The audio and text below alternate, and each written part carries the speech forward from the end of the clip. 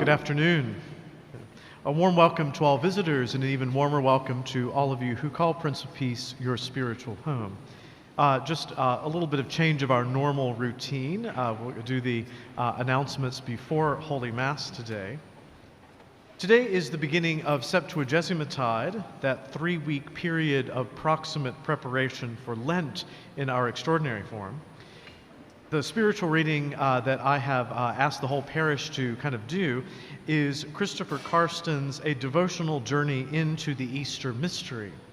This book is a deep dive into the text of the ordinary form for Lent and Holy Week, but it is very good reading for all of us to prepare for Easter. More information is in the bulletin. After Mass today, you'll have an opportunity to meet our representatives from the St. Clare's Home and get more information about their March fundraising gala. Those of you who may be aware that the St. Clare's Home was a project that was dreamed of for many years by some amazing people, particularly Claire Pizzuti and her family, and that has become a reality so that women who find themselves in different pregnancy situations can receive all the help that they need. They're doing tremendous work, and it is a great pro-life ministry of the upstate Catholic community. We have some very good news to share with you today. When Alan Reed, who had been our master of the music for many years here at Prince of Peace, came to me before my sabbatical to announce that he was going to retire in September, we were all very sad, of course, to see him go. His son Philip, who grew up here as one of our choral scholars, was available as an interim director so that I could, upon my return, undertake a search for the successor. After consultation, however, I'm happy to announce that we are dropping interim and hiring Philip as the director of music at Prince of Peace to build on the solid foundation Alan built over many years. Also, many of you are aware of the tremendous work that Elizabeth Wilson has put in as organist over the years. She was originally hired as a part-time organist, but her position has grown tremendously over this time, and so it is time to announce her as the Associate Director of Music here at Prince of Peace. We are very blessed to have such talented young professionals in our parish. I know that we get to hear them all the time, but if you get to see them after Mass or at some point, please congratulate them for their work in the past and in the future. We will have solemn vespers in English today at 5 p.m. according to the traditional Roman rite, along with Latin benediction of the Most Blessed Sacrament. It's a great opportunity to pregame for various other things that are going on this evening and to remember the Lord toward the close of the day. Finally, on your way out of church today, together with the bulletin, you'll also find a copy of the financial report for the fiscal year that ended on June 30th of 2021.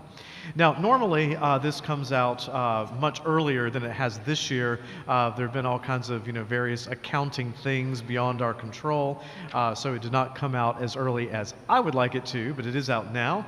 And I would ask our head of our Finance Council, Terry Wersinger, to come to just present a little bit about that report so that you know what's in it as you spend some time with that report of very good news. And thank you very much for your leadership with the finances of the parish, Terry. Good afternoon. My name is Terry Wersinger. Father Smith thought that after 5 years of serving as chair of the Parish Finance Council, the time had come for me to come out of hiding. My wife Tanya and I made Prince of Peace our parish 20 years ago, and we're glad that several of our 8 children are now parishioners here and other parishes of the diocese. Now, as you know, finance and church are not always the best of friends. And is it not true that the first chair of the Apostles' Finance Council not only was a thief, but also betrayed our Lord? Now, on a more serious note, the role of the Parish Financial Council is to advise Father Smith and his staff on financial matters. There are 7 of us appointed by Father Smith. I'd like to recognize my colleagues who represent a wealth of experience and wisdom, and it's a real pleasure to work with them, so I'll name them, Some of them may be here. Ellen Donahue, Kevin McGirt, Preston Hamrick, R.J. Molman, Brian McKenzie, and Enrique Gelpi. Now, as you go through this week's bulletin, that's it, you will find the financial report prepared by Phil Head and his staff, as well as Father Smith's annual financial letter. Now, we don't have the time to go through a detailed financial presentation. I did ask Father Smith for a 20-minute slot, and I thought it would be cool to have a projector so it could show a PowerPoint on a screen, but for some reason he didn't think it would be such a great idea. But may I suggest you spend some quality time reviewing the material, and if you have any questions, please contact Phil Head or myself. Our numbers are on the report. Now, just a few things. The report is for, as Father said, is for our last fiscal year, so ending in June 2021. Due to a change in our accounting process, there was a delay in the validation of our numbers. The report shows how overall both the parish and the school balanced the books in very difficult circumstances. The parish and school team has done a superb job managing our expenses in a very conservative manner. At the same time, you have been very generous, even as physical mass attendance was down from pre-COVID levels. But, you know, a lot has happened since end of June, and it is all very good news. Loans we received during the COVID pandemic have all been forgiven. We have been able to sell at a very favorable price a piece of property we determined was not needed for the long-term development of our parish. Enrollment as a school continues to be very good, and new family registrations are up at the church. So, when human wisdom would have predicted a very bleak situation, our financial situation is very healthy. The church is paid for, all our debts have been retired. As you continue to honor your pledges for the bicentennial campaign, we're able to invest in high priority maintenance projects, as well as improve our campus with state-of-the-art lights. And we've been able to break the cycle of having to deal with one emergency after the other. You know, failing air conditioners, leaks, failing sound system, and ugly raw concrete floors. Now, I'd like to leave you with a quote from St. Augustine. He said we needed to pray as though everything depended on God, and work as though everything depended on you. So please pray God for the continued financial health of our parish, but remember that in a context when inflation seems to be with us again, we must be generous in our offertory. Thank you very much.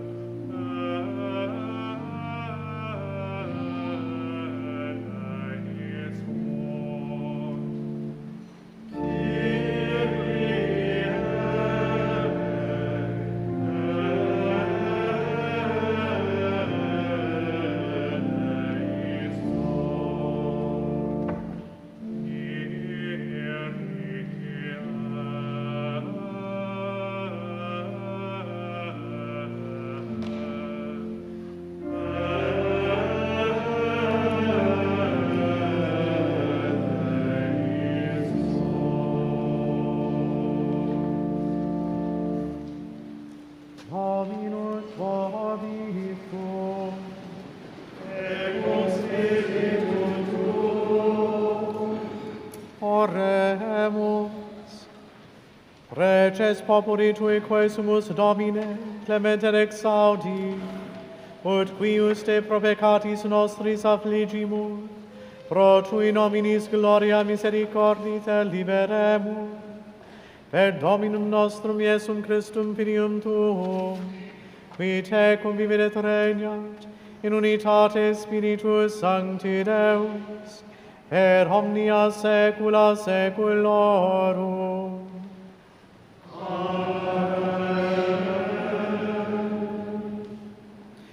Lectio Epistolae Beati Pauli Apostoli ad Corinthios.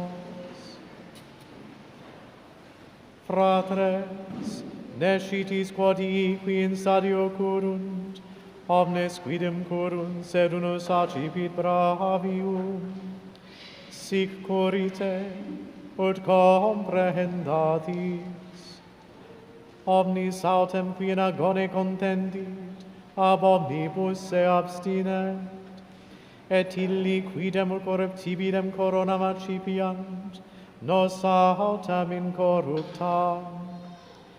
Ego igitur sicuro, non quasi in incertum, sic pugno, non quasi aerem verberans, se castigo corpus meum, et in servitutum redigo, ne forte cum alis predicaverim, ipse reprobus efficia. Nolo enim vos signorare fratres, quoniam patres nostri omnes sub nube fuerunt, et omnes mare transierunt, et omnes in Moise baptizati sunt in nube et in mari, et omnes eandem escam spiritalem aducaverunt, et omnes eundem potum spiritalem biberunt.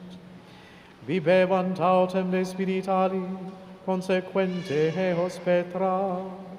Petra autem erat Christus, sed non in pluribus eorum beneplacitum est Deo.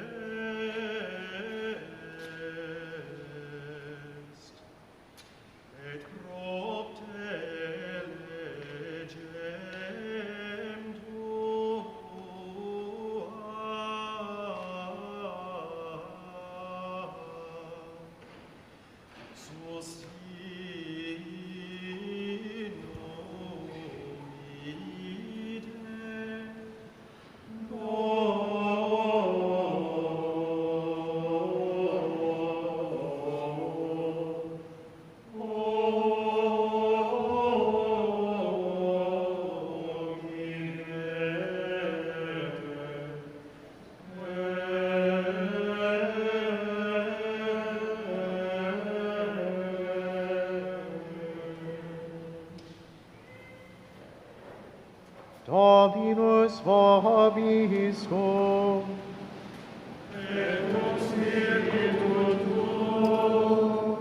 Sequentia Sancti Evangelii secundum Matteum. Gloria tibi, Domine.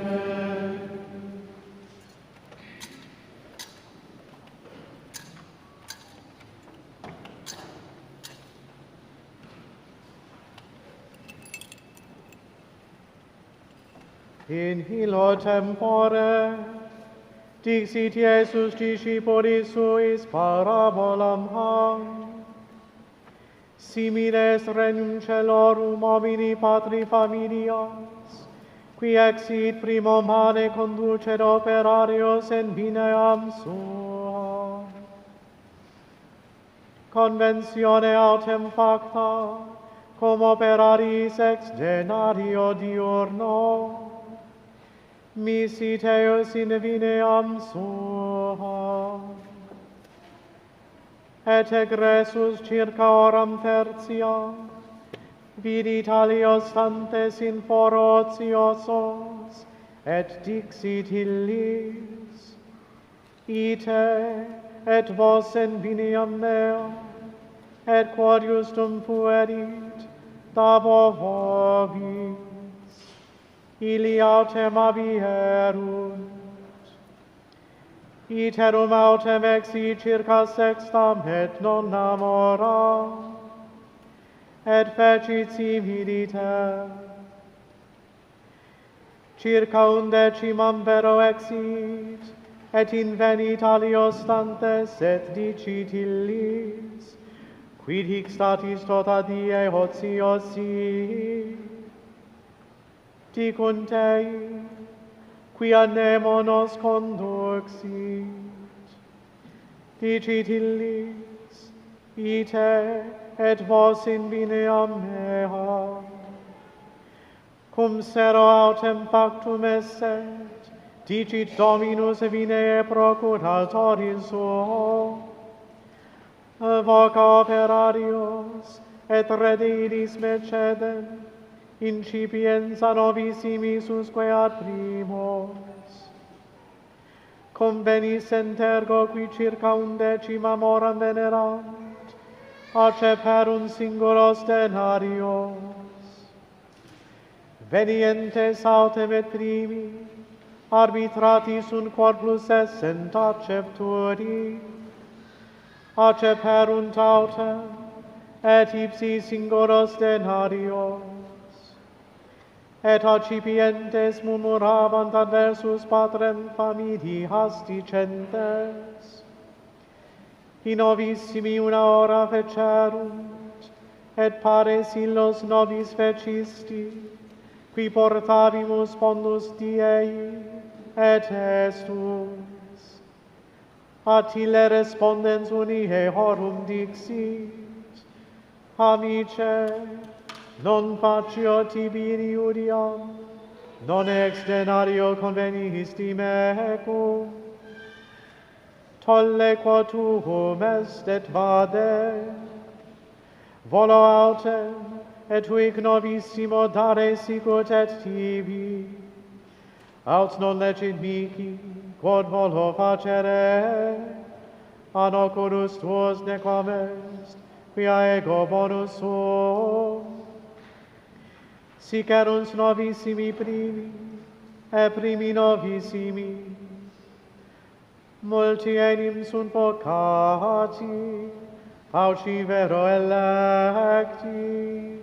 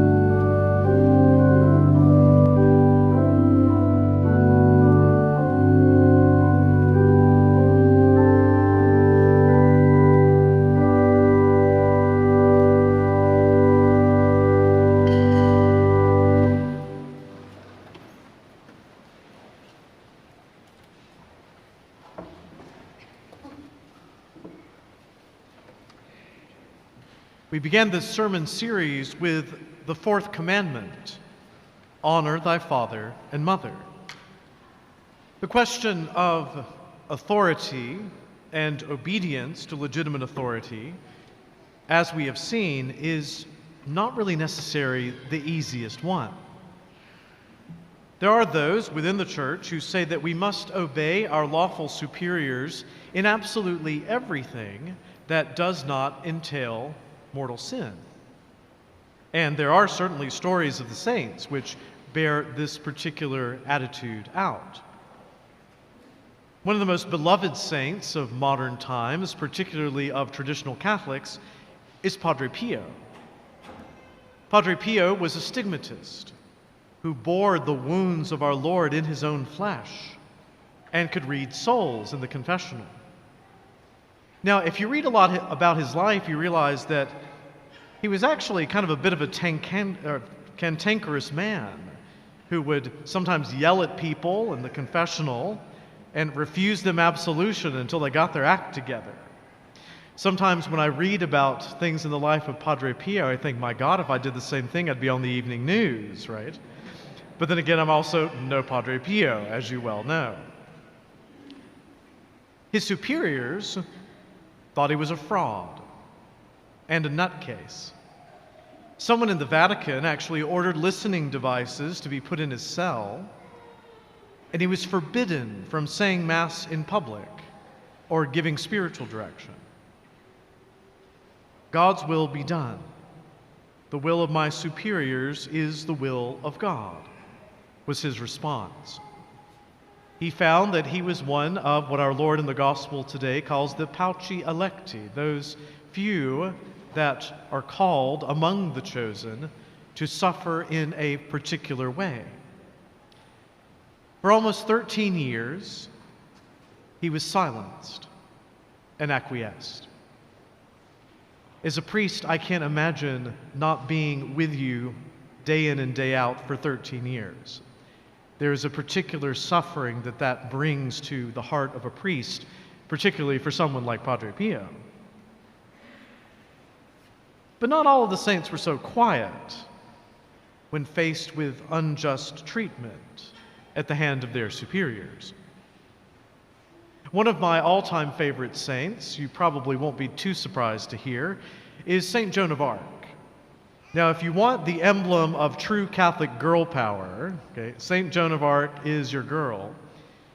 She was burned at the stake as a heretic when bishops staged a show trial for merely political reasons. She died in 1431, and it wasn't until 1920 that the Church recognized her holiness. The Catholic Church is very slow sometimes. We'll come back to St. Joan of Arc. St. Mary MacKillop, the first Australian to be declared a saint in 2010, founded a religious order in 1866 to educate girls, care for orphans, the poor, and the sick. Now, she was an incredible woman with business savvy, and she was marvelously successful in this endeavor. But the Bishop of Brisbane tried to take over control of the sisters' schools. MacKillop was acting in accord with the Catholic social teaching of subsidiarity, which teaches that decisions should be made at the local level wherever possible. But the bishop felt that every Catholic school needed to be directly under his command. The bishop retaliated by trying to force her to change the rule of the order in such a way as that it would actually make them homeless. If MacKillop said yes in order to obey the bishop, she would literally be endangering the life and health of the nuns who were her charge. When she refused, because the higher law of justice and charity outweighed disobedience to a bishop who was out of control and claiming rights he did not have, Bishop Shiel excommunicated the poor woman and all of the nuns and forced all of the schools to close. A Jewish merchant put her up in his house until apparently, on his deathbed, the bishop called for the nun to absolve her from an excommunication, which was nothing more than spiteful revenge tactic in the first place. In 1909, when she died, Cardinal Moran, the Archbishop of Sydney, was inconsolable in tears, saying, "I was just at the deathbed of a saint." St. Thomas Aquinas loved his parents, but when he confided in them that he wanted to be a priest, they hired a woman of the night to sneak into his room and tempt him away from his desire to serve God as a celibate. So he ran the woman out with a hot poker from the fireplace. So just when you think your family is dysfunctional, just remember, even the saints sometimes come from really super messed up families. St. Thomas's parents then changed tactic and said that they would be okay with his becoming a priest, but not in the ragtag, newfangled order of preachers he was so fond of. They schemed to buy the position of abbot of Monte Cassino for him, the most powerful Benedictine abbot in the world at the time.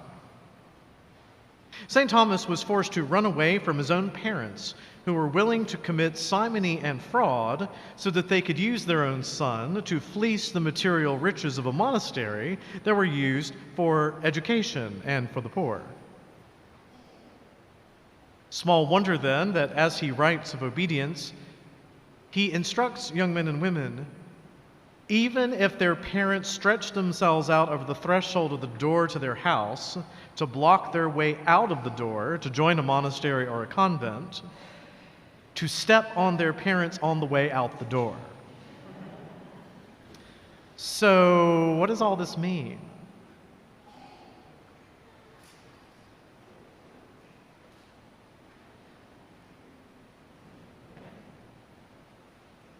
Padre Pio chose to make a heroic act of mortification by submitting to an unjust decree because he had an abiding trust in divine providence. Padre Pio knew with every cell of his soul that truth and justice and love always win, even if they may not seem to at a particular time and place. Now, of course, his attitude towards religious obedience was also rather a bit extreme. There are a lot of discussions in the church today, as we have seen in this sermon series, about what obedience to Christ as a disciple is really supposed to look like. He was very much a creature of his time. St. Joan of Arc valiantly defended herself by simply stating the facts as they were to her superiors, even though it didn't make any difference for her earthly life. But now she is the glory of Catholic France. St. Mary MacKillop flat out refused to obey an unjust edict of a bishop who had descended into lunacy. And St. Thomas Aquinas taught by his own life the hierarchy of values necessary to gauge when one is to obey and how. Padre Pio's silencing, from a certain point of view, affected only himself. And so he took it as an invitation to participate even more deeply in the suffering of Jesus Christ. St. Joan of Arc's sham trial affected only herself, but even before the flames, she was not going to betray the truth, no matter what the bishops wanted her to do. St. Mary MacKillop realized that where obedience conflicted with justice and charity, not just for herself, but for others, she had to follow that higher law of love, even when she was excommunicated for it. Now that's trust. St. Thomas Aquinas shows how a call from God is higher than any earthly law. Now, notice that all four completely different, and all became sanctified because of how they chose to render to God what was his due and what was due to others their due. They didn't all do the same thing in the same way, which shows how God respects even the freedom of the saints to self-defense and resistance to injustice or frustration of the divine will. And that is why we have no right to demand that Mary MacKillop do the same as Padre Pio, or Padre Pio do the same as Joan of Arc. We are called to imitate the virtues of the saints. That doesn't necessarily mean that we have to do exactly as they did, because we are not they, and God's call may be different for us. The point is this: at some time in our lives, we are going to be misunderstood or flatly lied about. We're going to be in conflict with people we love or respect, and with people that we really want to get along with.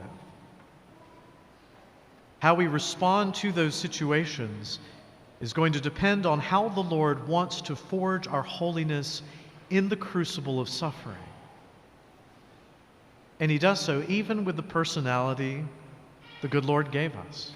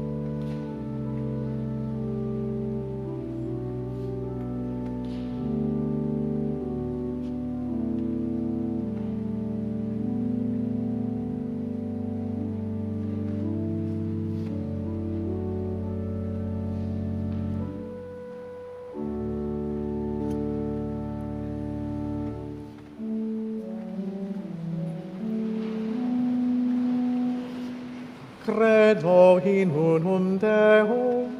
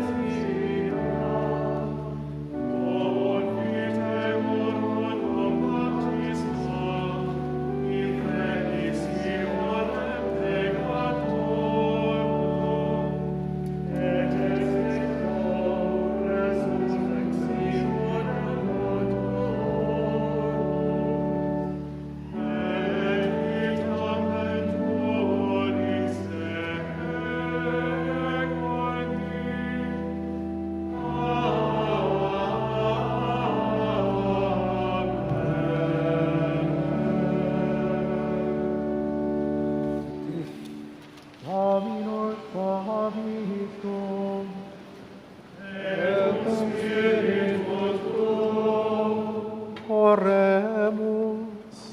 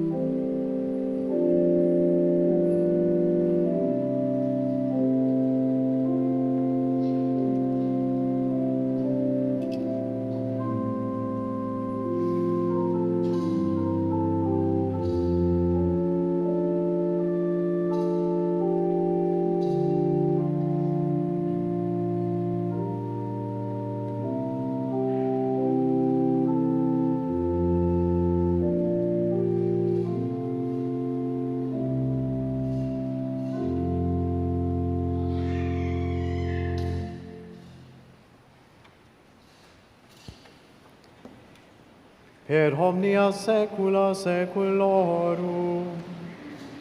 Amen. Dominus vobiscum. Et spiritu tuo. Sursum corda. Amen.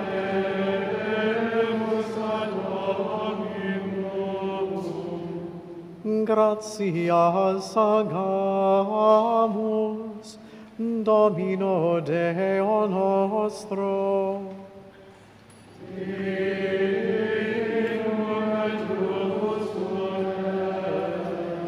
Benedictum et justum est, tecum et salutare, nos tibi semper et ubique, gratias agere, Domine Sancte Pater Omnipotens Eterne Deus, qui cum unigenitor Filio Tuo, et Spiritus Sancto, unus est Deus, unus est Dominus, non in unius singularitate personae, sed in unius limitate substantiae, quod enim de Tua gloria, revelante te credimus, hoc de Filio Tuo, hoc de Spiritus Sancto, sine differentia discretionis sentimus, ut in confessione veris sempiterneque Deitatis,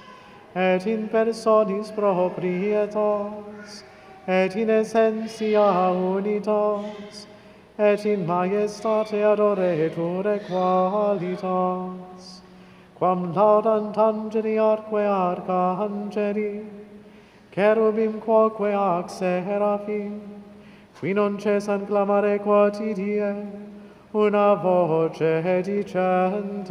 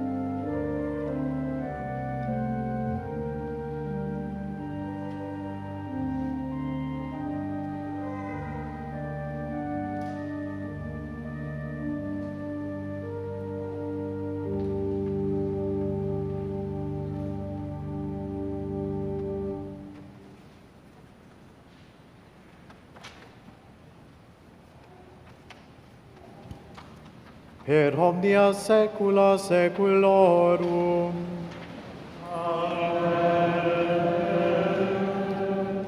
Oremus, preceptis salutaribus moniti, et divina institutione formati, audemus dicere.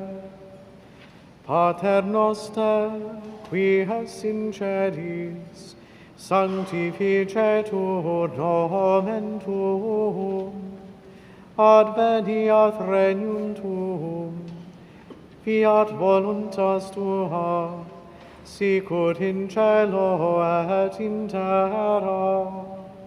Panem nostrum quotidianum da nobis hodie, et dimite nobis debita nostra, sicur et nos dimitimus debitoribus nostris, et ne nos inducas in tentationem, sed libera nos a malo.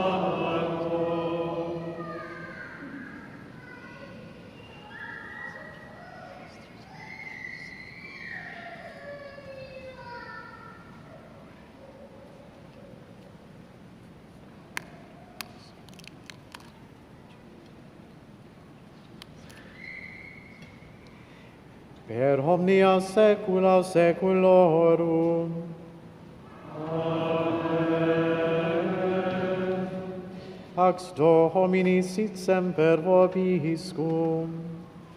Et cum spiritu tuo.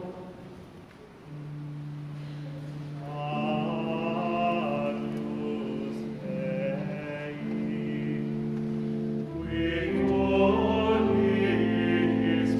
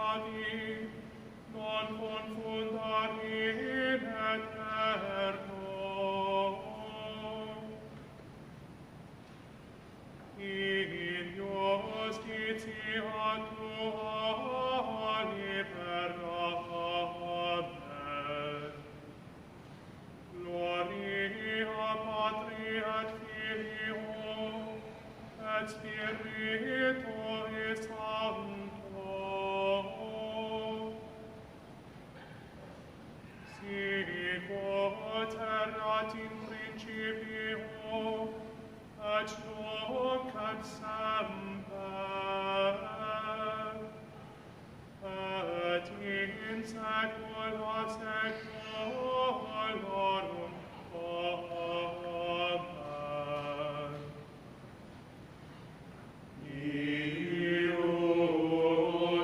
Iulina, faciem tuam, super servum tuum,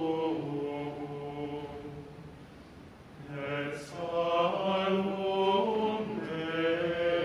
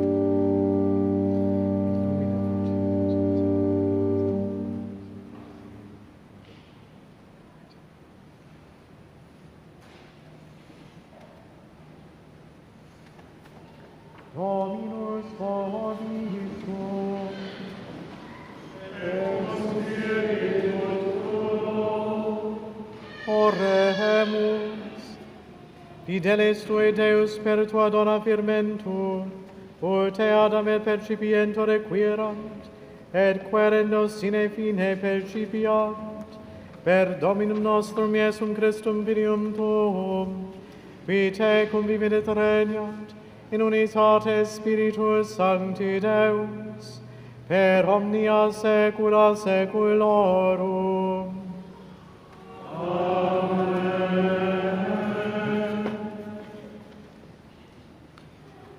Dominus vobiscum, et cum spiritu tuo.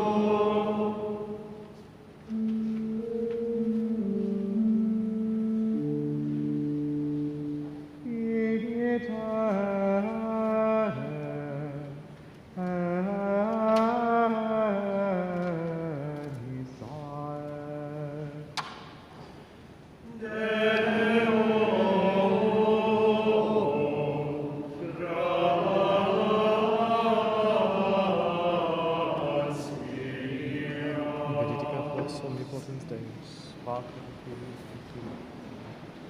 Dominus vobiscum. Initium Sancti Evangelii secundum Ioannem.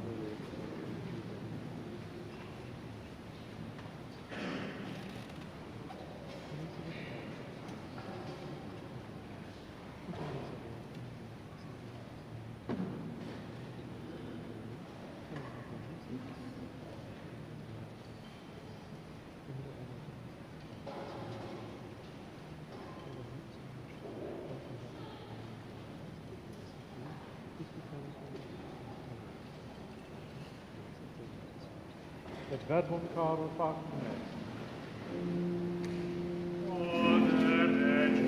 Pater et in